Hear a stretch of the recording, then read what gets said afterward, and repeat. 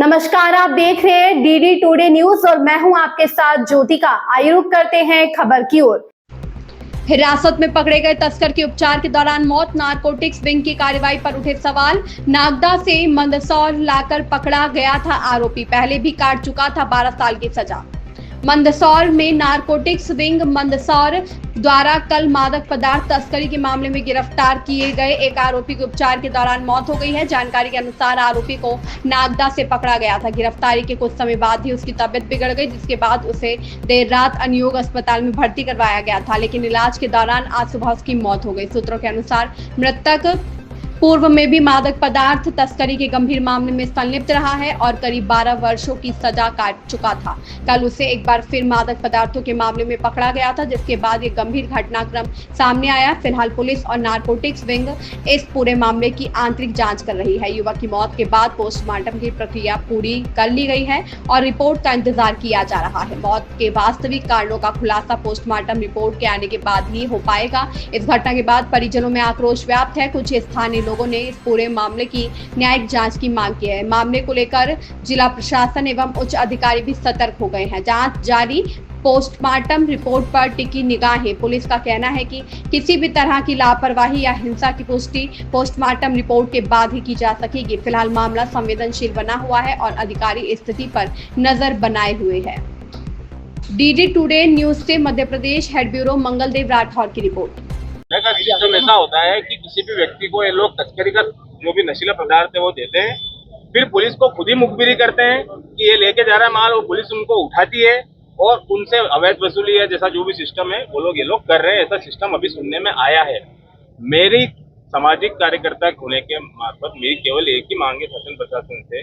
एक तो इनका पीएम जो है वो रतलाम में पैनल के साथ में हो, वीडियोग्राफी के साथ में हो। दूसरी मांग हमारी ये है कि जो भी इसमें पुलिसकर्मी हैं जिनका रिकॉर्ड हमें अभी अभी सुनने में भी आ रहा हूँ, कब से सुन भी रहे हैं, कब से मीडिया जगत भी इसको बताना चाह रही है, पर प्रशासन ना मालूम क्यों आंख मूंदे इसको देखना नहीं चाह रहा है या देखना नहीं चाहता है। भगवान जाने, मुझे समझ में नहीं आती ये बात। पर ये जो तस्करों का और पुलिस का गठजोड़ है किसी भी व्यक्ति को फंसाने का, इसका भी खुलासा होना चाहिए।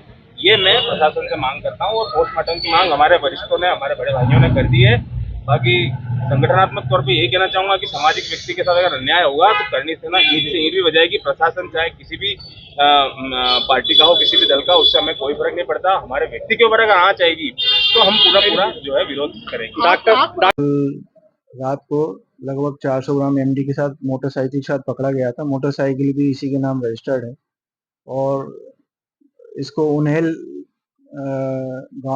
के पास पकड़ा गया था। कार्रवाई के लिए इसको मंदसौर प्रकोष्ठ लेके आए थे, तो कार्रवाई शुरू होने ही वाली थी जब्ती की, तो उसको वॉमिटिंग वगैरह होने लगी, स्वास्थ्य खराब हो गया, तो तत्काल अनुयोग हॉस्पिटल में लाके इसको एडमिट कर दिया था।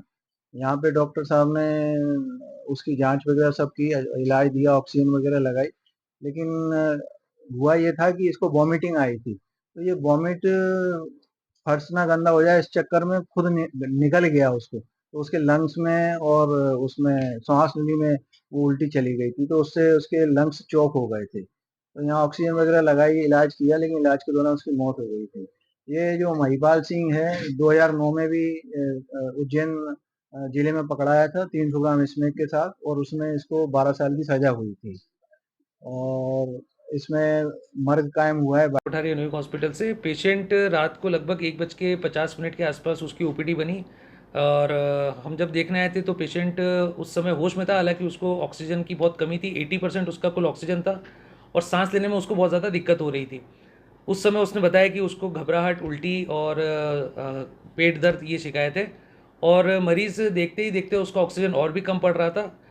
घबराहट उसकी बड़ी, ऑक्सीजन कम पड़ने के कारण हमने उसको वेंटिलेटर पे लिया।